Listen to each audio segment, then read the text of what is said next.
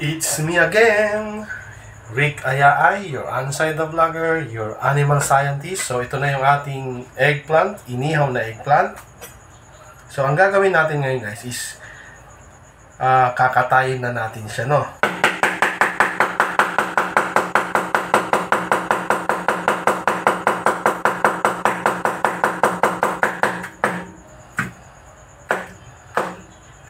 There you are. So ganun lang yun, boss.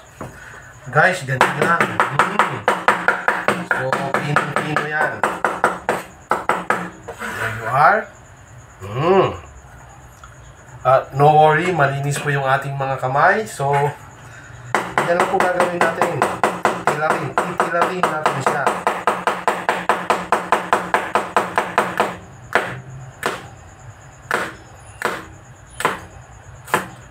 Yun, so titilarin natin siya ng manipis, pinong-pino. There you are.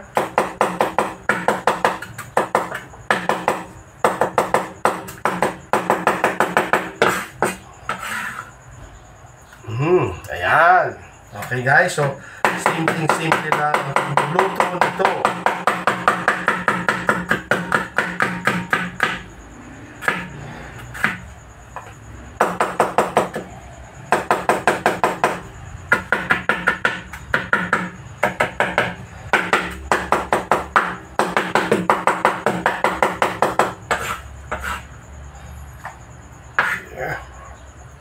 So malapit na matapos guys. So ganito lang talaga ang paghihiwa nito. So titilarin mo siya ng pinong-pino.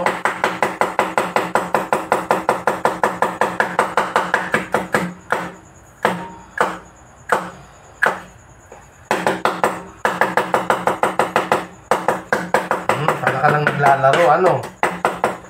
Ayan, okidoki. So yun pang isa, yung pinaka last part, yung ating ampalaya.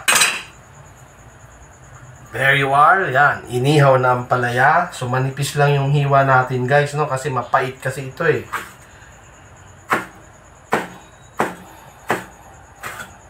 Yay! Mainit talaga sa kusina, ano? Yan. So mamaya papakita ko sa iyo kung paano siya ulamin, paano natin siya kakainin. Yan. There you go. So yun guys, hugas ng kamay. There you are. So ito yung ating menu for tonight's dinner is we call it poke-poke. So not censored, hindi siya censored. Talagang yan ang tawag sa kanya, poke-poke. Okay, paulit-ulit ako, no? So and ito yung ating mga ingredients ready to go. So yun, so mamaya balikan ko kayo pagka lutong-luto na siya. Okay?